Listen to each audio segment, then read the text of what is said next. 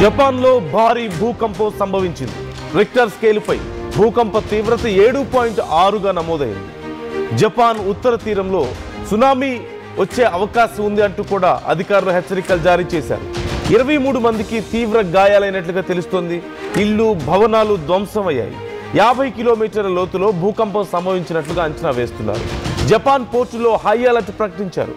తీర ప్రాంతాల్లో 40 మీటర్ల ఎత్తులో రాకాసి అలలు ఎగిసి పడుతున్నట్లుగా తెలుస్తోంది. మీరు చూస్తున్నారు స్క్రీన్లో జపాన్లో సంభవించినటువంటి భూకంపం ఎంత తీవ్రంగా ఉందో. 7.5 తీవ్రత నమోదైనట్లుగా తెలుస్తోంది. 7.5 తీవ్రత అనేది ఖచ్చితంగా చాలా తీవ్రమైనటువంటి భూకంపంగానే మనం పరిగణిస్తాం. చాలా ప్రాంతాల్లో ఇళ్లు కూలిపోతూ ఉంటాయి. భారీగా ఆస్తి నష్టం సంభవిస్తూ ఉంటుంది. సుమారుగా 6 నుంచి 8 తీవ్రమైనటువంటి భూకంపంగా మనం పరిగణిస్తూ ఉంటాం. 8 దాటితే అత్యంత తీవ్రమైనటువంటి భూకంపంగా మనం చూస్తూ ఉంటాం. ఇప్పుడు 7.5 తీవ్రత నమోదైనట్లుగా తెలుస్తోంది. మరొకసారి కూడా మరిన్ని భూకంపాలు వచ్చే అవకాశం ఉంది అంటూ కూడా ప్రమాద హెచ్చరికలు ఇప్పటికే జారీ చేశారు. కొన్ని ప్రాంతాలను ఖాళీ చేయించినట్లుగా కూడా తెలుస్తోంది. మరోవైపు సునామీ హెచ్చరికలు జారీ చేశారు. ఉత్తర భాగంలో పసిఫిక్లో సునామీ వచ్చినట్లుగా తెలుస్తోంది. ఇప్పటికే భారీ ఎత్తున అలలు ఎగిసిపడుతున్నాయి. మరింత పెద్ద ఎత్తున అలలు వచ్చే అవకాశం ఉంది అంటూ అక్కడి అధికారులు హెచ్చరికలు జారీ చేసినట్లుగా తెలుస్తోంది. మీరు ఒక్కసారి చూడొచ్చు స్క్రీన్ మీద ఆ ప్రాంతం అంతా ఎలా అల్లకల్లోలం అయిపోతుందో, మొత్తం షేక్ అయిపోవడాన్ని మీరు చూడొచ్చు. కార్లు, ఇంట్లో ఉన్నటువంటి వస్తువులు, లైట్స్ అన్నీ ఇలా ఊగిపోతున్నాయి. కొన్ని ప్రాంతాల్లో ఇప్పటికే you can see there electric poles అన్ని కూడా ఆల్మోస్ట్ పడిపోవడాన్ని మీరు చూడొచ్చు. అండ్ కొన్ని ప్రాంతాల్లో ఇప్పటికే ఎలక్ట్రిక్ పోల్స్ పడిపోవడం, అలాగే కొన్ని ఇళ్ళు వీక్గా ఉన్నటువంటి ఇళ్ళు లాంటివన్నీ కూడా కూలిపోవడం మనం చూస్తూనే ఉన్నాం. బట్ మన దగ్గర ఒకవేళ 7.5 తీవ్రత మన దగ్గర నమోదైతే మరింత భారీ నష్టం ఉంటుంది. కానీ జపాన్లో చాలా ఫ్రీక్వెంట్గా భూకంపాలు వస్తూ ఉంటాయి కాబట్టి అక్కడ ఇళ్ళన్నీ కూడా చాలా తేలికపాటి చెక్కతోనూ పేపర్తోనూ వాళ్ళు కన్స్ట్రక్షన్ చేస్తూ ఉంటారు. చాలా లైట్ వెయిట్ ఉంటాయి. దానివల్ల చాలా వరకు తీవ్రత తక్కువగానే ఉంటుంది. అప్పుడప్పుడు భూకంపాలు సంభవించినప్పటికీ భూకంపంతో పాటుగా సునామీ కూడా రావడంతో నష్టం మరింత ఉన్నట్లుగా తెలుస్తోంది. మరిన్ని భూకంపాలు, మరింత పెద్ద ఎత్తున సునామీ వచ్చే అవకాశం ఉందంటూ వాతావరణ అక్కడి అధికారులు హెచ్చరికలు జారీ చేసినట్లుగా తెలుస్తోంది. మరోవైపు ఈ మధ్యనే మనం చూసాం, ఒక 3 నెలల క్రితం సుమారుగా 3 నుంచి 4 నెలలు అవుతుంది ఇప్పటికీ, పెద్ద ఎత్తున జపాన్ని భూకంపాలు ముంచెత్తినటువంటి పరిస్థితి మనం చూసాం. సునామీ ఓ పక్క, అప్పుడు బాబా వంగా చెప్పింది నిజం అవుతుందని చెప్పి చాలా పెద్ద ఎత్తున ప్రచారం జరగడం కూడా మనం చూసాం. వరుస భూకంపాలు మనం చూసాం. 24 గంటల్లో 10ల సంఖ్యలో భూకంపాలు రావడం, ఒక వారం రోజుల్లోనే 100ల సంఖ్యలో భూకంపాలు నమోదవడం. ఆ చిన్న చిన్న దీవుల సమూహంగా ఉంటుంది జపాన్. ఆ చుట్టుపక్కలన్నీ చిన్న చిన్న దీవులు ఉంటాయి. వాటి వల్ల టెక్టానిక్ ప్లేట్స్ మూమెంట్స్ చాలా ఈజీగా ఉంటుంది, చాలా ఫ్రీక్వెంట్గా ఉంటుంది. అట్ ది సేమ్ టైం చాలా ర్యాపిడ్ అడ్జస్ట్మెంట్స్ అనేవి టెక్టానిక్ ప్లేట్స్ మధ్యలో జరుగుతూ ఉంటుంది. మనందరికీ తెలిసిందే, భూమి లోపల ఉండేటువంటి పొరలు టెక్టానిక్ ప్లేట్స్ అంటాం. ఆ టెక్టానిక్ ప్లేట్స్ కదులుతూ ఉండడం వల్ల ఈ భూకంపాలు సంభవిస్తూ ఉంటాయి. అయితే అక్కడ అన్నీ కూడా చిన్న చిన్న దీవులు కావడం వల్ల ఆ ప్లేట్స్ మధ్యలో సహజంగా గ్యాప్ ఎక్కువగా ఉంటుంది. మూమెంట్స్ చాలా ఎక్కువగా ఉంటాయి. సముద్ర ప్రాంతం, అందులో దీవుల యొక్క సమూహం అదంతా కూడా. దానివల్ల అవి కదులుతూ ఉంటాయి. వాటి వల్ల ఈ భూకంపాలు ఎక్కువగా అక్కడ సంభవిస్తూ ఉంటాయి. చాలా పెద్ద ఎత్తున సునామీలు కూడా మనం చూస్తూ ఉంటాం. ఇప్పటికే భారీ ఎత్తున అలలు ఎగిసి పడుతున్నట్లుగా తెలుస్తోంది. మరిన్ని భూకంపాలు సంభవిస్తాయంటూ హెచ్చరిస్తున్నారు. మరిన్ని సునామీలు కూడా వచ్చే అవకాశం ఉందంటూ హెచ్చరికలు జారీ చేస్తున్నట్లుగా తెలుస్తోంది. ప్రజలు జాగ్రత్తగా ఉండండి అంటూ అధికారులు సూచిస్తున్నారు. చాలా ప్రాంతాల్లో చిన్న చిన్న దీవుల్ని కొన్నింటిని ఖాళీ చేయించి సురక్షిత ప్రాంతాలకు తరలించారు. ముఖ్యంగా ఈ హోన్షు అనేటువంటి దీపంలో అమోరి ప్రిఫెక్చర్ తూర్పు ప్రాంతంలో ఈ 7.6 తీవ్రతతో అక్కడ శక్తివంతమైనటువంటి భూకంపం సంభవించిందంటూ జపాన్ వాతావరణ సంస్థ తెలియజేస్తుంది. అక్కడి కాలమానం ప్రకారం చూస్తే, జపాన్ కాలమానం ప్రకారం రాత్రి 11 గంటల 15 నిమిషాల సమయంలో ఇది చోటు చేసుకుంది. అప్పటికే ప్రజలందరూ గాఢ నిద్రలో ఉన్నారు.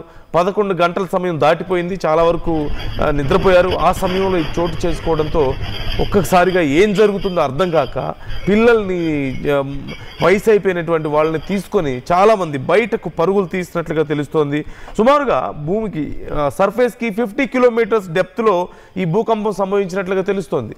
సో తీవ్రత పెరగడానికి ఇదొక కారణంగా చెప్తున్నారు. సహజంగా మరింత లోతులో గనక ఒకవేళ ఈ భూకంపం సంభవిస్తే ఆ ఫ్రీక్వెన్సీ తగ్గిపోతుంది. పైకి వచ్చేసరికి ఆ వైబ్రేషన్స్ పైకి వచ్చేసరికి కొంతవరకు ఫ్రీక్వెన్సీ డౌన్ అవుతుంది. కానీ సర్ఫేస్కి ఎంత తక్కువ దూరంలో భూకంపం సంభవిస్తే అంత ఎక్కువగా ఈ వైబ్రేషన్స్ ఈజీగా రీచ్ అవ్వడానికి ఉంటుంది పైకి. సో దానివల్ల ఎక్కువ నష్టం జరిగేటువంటి అవకాశం ఉంటుంది. 50 కిలోమీటర్ లోతు అనేది అత్యంత డీప్ డెప్త్ ఏం కాదు. సో దానివల్ల కూడా నష్టం ఎక్కువగా ఉంటుంది అంటున్నారు. యావరేజ్గా 7.5 అక్కడ నమోదైంది ఈ భూకంప తీవ్రత. సుమారుగా కొన్ని ప్రాంతాల్లో ఇప్పటికే సునామీ అలలు భారీగా ఎగిసిపడుతున్నట్లుగా తెలుస్తోంది. చాలా ప్రాంతాల్లో 10 మీటర్ల నుంచి 30 మీటర్ల వరకు కూడా 40 మీటర్ల వరకు కూడా సునామీ అలలు ఎగిసిపడుతున్నాయి అంటున్నారు. మరిన్ని భూకంపాలు వచ్చే అవకాశం ఉంది అంటున్నారు. అమోరీకి దక్షిణంగా ఉన్నటువంటి ఇవాటే ప్రిఫెక్చర్లోని కుజీ ఓడ్రేవ్లో 70 సెంటీమీటర్ల అంటే 2 అడుగుల 4 అంగుళాల ఎత్తులో అక్కడ రాకాసి అలలు ఎగిసిపడుతున్నాయి. కొన్ని ప్రాంతాల్లో 10 అడుగులు, కొన్ని ప్రాంతాల్లో అంతకంటే పెద్ద ఎత్తున ఈ అలలు ఎగిసి పడుతున్నట్లుగా తెలుస్తోంది. ఇప్పటికే 23 మంది గాయపడ్డారు. ఒకరి పరిస్థితి విషమంగా ఉందంటున్నారు. చాలా ప్రాంతాల్లో ఆస్తి నష్టం సంభవించింది. మరిన్ని అయితే ఇప్పటి వరకు 7.5 తీవ్రత భూకంపం వచ్చినప్పటికీ కూడా ఇప్పుడు అక్కడ ప్రజల్ని భయపెడుతున్నది మరిన్ని భూకంపాలు వస్తాయి, మరిన్ని సునామీలు వస్తాయంటూ అధికారులు చెప్పడమే. సో చాలా సెన్సిబుల్ ప్రాంతాల్లో ఉన్న వాళ్ళని, ఎక్కువ వల్నరబుల్గా ఉన్నటువంటి ప్రాంతాల నుంచి ప్రజల్ని వేరే ప్రాంతాలకు తరలిస్తున్నట్లుగా తెలుస్తుంది. కొన్ని దీవుల్ని, చిన్న చిన్న దీవుల్ని ఖాళీ చేయించారు. చాలా ఈజీగా సముద్రంలో కలిసిపోతాయి కొన్ని దీవులు భారీగా సునామీ వచ్చిందంటే. సో ఆ దీవుల్ని ఖాళీ చేయించే పనిలో ఉన్నట్లుగా తెలుస్తుంది. అయితే ఎప్పటి వరకు వీటి ప్రభావం ఉంటుంది అనేది మాత్రం చెప్పలేకపోతున్నారట అధికారులు. అంటే మహా అయితే ఇప్పుడు 1 రోజు 2 రోజుల్లో వీటి ప్రభావం పూర్తిగా పోతుంది అని సహజంగా చెప్తూ ఉంటారు. కానీ ఇప్పుడున్న కండిషన్లో ఎప్పటి వరకు దీని ప్రభావం ఉంటుందని చెప్పలేని పరిస్థితి నెలకొంది. కాబట్టి ప్రజలు జాగ్రత్తగా ఉండండి, ఎమర్జెన్సీ లైన్స్కి ఎప్పటికప్పుడు అందుబాటులో ఉండండి అంటూ అధికారులు సూచిస్తున్నట్లుగా తెలుస్తోంది. సో మరొకసారి గతంలో లాగానే 100 భూకంపాలు ఎలాగైతే చోటు చేసుకున్నాయో ఒక 1 వీక్ స్పాన్లో మనం చూసాం. మోర్ దాన్ అప్రాక్సిమేట్లీ 200-300 ఎర్త్క్వేక్స్ మనం చూసాం. కొన్ని చిన్నపాటి ఉంటే కొన్ని పెద్దవి ఉన్నాయి. At the same time tsunami చూసాం గతంలో. బాబా వంగ ప్రిడిక్షన్ అని చెప్పారు చాలా మంది. ఇక్కడితో జపాన్ మునిగిపోతుందన్నారు. చాలా పెద్దది జరిగింది గందరగోళం. అప్పుడు ప్రజలు అక్కడ జపాన్ ప్రజలు కూడా భయపడ్డారు. జపాన్ ప్రజలు కూడా అది నిజం అనుకున్నారు. ఎందుకంటే 24 అవర్స్లో 20-30 భూకంపాలు వచ్చేసేవి. ఎలా అర్థం చేసుకోవాలి? ఎప్పుడు చూసినా అక్కడ షేక్ అవుతూ ఉండేది ఆ ప్రాంతం అంతా కూడా. ఎప్పుడు చూసినా ఆ ఎర్త్క్వేక్స్ ఎఫెక్ట్ చాలా ఎక్కువగా ఉండేది. సునామీ ఓ పక్క ఎప్పుడు వస్తుందో ఎప్పుడు మునిగిపోతుందో తెలియని పరిస్థితి. చాలా దీవుల్ని ఖాళీ చేయించారు అప్పుడు. ఇప్పుడు మరొకసారి అలాంటి పరిస్థితులు ఏమైనా వస్తున్నాయా? మరొకసారి జపాన్కి భారీ నష్టం పొంచి ఉందా అనే అనుమానాలు వస్తున్నాయి. ఎందుకు? ఏదో ఒకసారి కొన్ని సెకండ్ల పాటు భూమి కంపించింది వెళ్ళిపోయింది అంటే ఓకే, దానికి తోడు సునామీ, దీనికి తోడు మరిన్ని భూకంపాలు రావచ్చు అంటున్నారు. వాటి వల్ల మరిన్ని సునామీలు చోటు చేసుకునే అవకాశం ఉందంటున్నారు. ఇప్పుడు ఈ విషయం ఎక్కువ భయపెడుతోంది జపాన్ ప్రజల్ని. ఇంకెంత నష్టపోవాలి అని చెప్పి వాళ్ళు బాధపడుతున్నటువంటి పరిస్థితి కనిపిస్తోంది. గవర్నమెంట్స్ ఇప్పటికే యాక్షన్ తీసుకుంటున్నాయి. సో మీరేమనుకుంటున్నారు?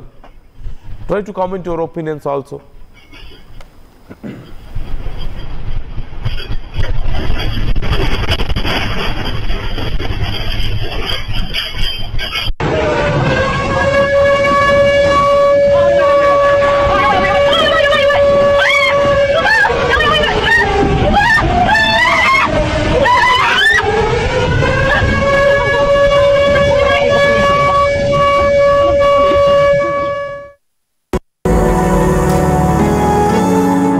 జలుబు, తలనొప్పి, మోకాళ్ల నొప్పులు మరియు నడుము నొప్పి వీటన్నిటికీ ఒక ఆయుర్వేద ఉపశమనం శాస్త్రీబామ్. ఇప్పుడు షాద్ నగర్ వైపున్న స్వర్గసీమ వెంచర్ లో ప్లాట్ల పండగ వచ్చింది. నూతన వెంచర్ అమేయ రూపంలో అప్రూవ్డ్ ప్లాట్లు, resort facility, reasonable price. Swargaseema వారి నూతన వెంచర్ అమేయ. నగల సామ్రాజ్యం పెద్దది, మన వేడుకల్లో నగల పాత్ర పెద్దది. నగల్లో మన సంప్రదాయం అది పెద్దది. అదే విధంగా నగలు కొనేటప్పుడు మీ సేవింగ్స్ కూడా ఇకపై పెద్దగా ఉంటుంది. అన్ని నగల తరుగును ముందు కన్నా ఇంకా తగ్గించాం. ఈ తక్కువ తరుగును చూస్తే వెంటనే నగలు కొనేస్తారు. డైమండ్ జ్యువెలరీ ధరలు కూడా పెద్ద లెవెల్లో తగ్గించాం. ఇకపై అందరూ డైమండ్ జ్యువెలరీ కొనుక్కోవచ్చు. ఏ ఆఫర్లోనూ పక్కదారి పట్టకండి. ఇక్కడికొచ్చి కంపేర్ చేస్తేనే తెలుస్తుంది మీకు ఎంత పెద్దగా డబ్బులు ఆదా అవుతుందో అని. కన్నా ఎక్కువ ఇస్తే మీరు కష్టపడి సంపాదించిన డబ్బు వృధా చేసినట్టే.